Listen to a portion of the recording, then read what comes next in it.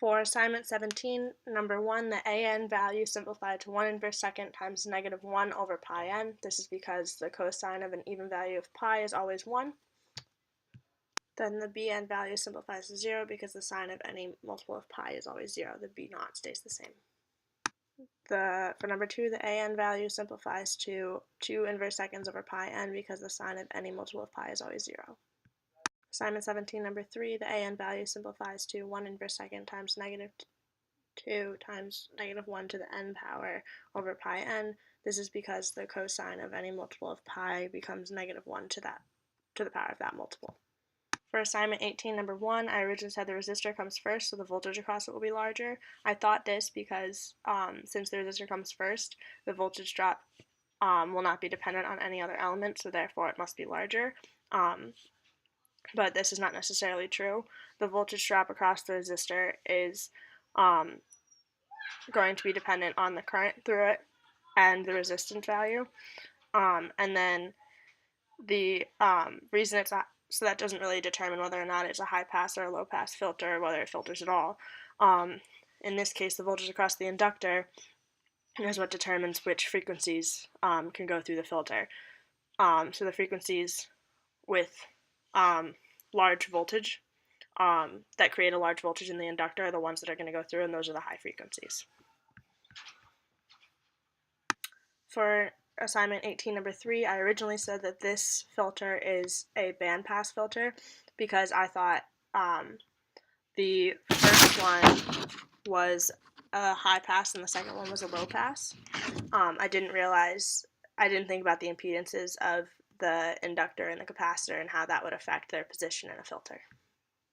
Assignment 20, number 3, the correct graph is a straight line, this one here. I know it's crossed out, but you can sort of see it.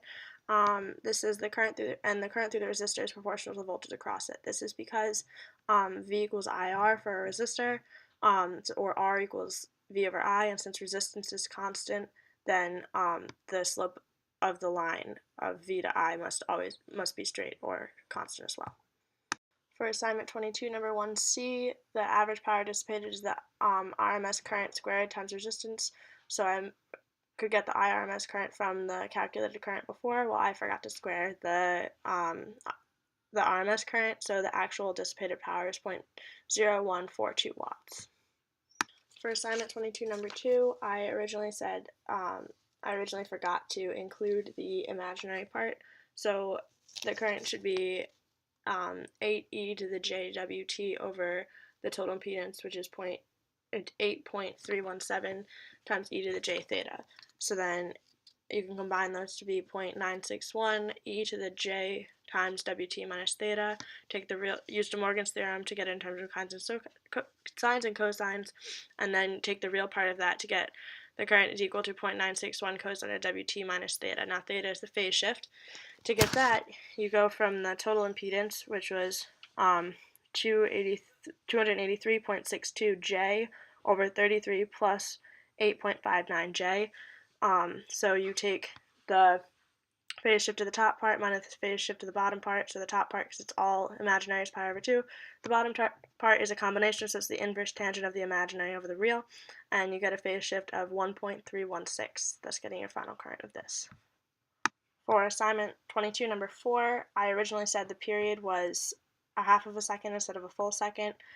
Doing this meant I had to split it into 2 integrals, and an still comes out to be 0.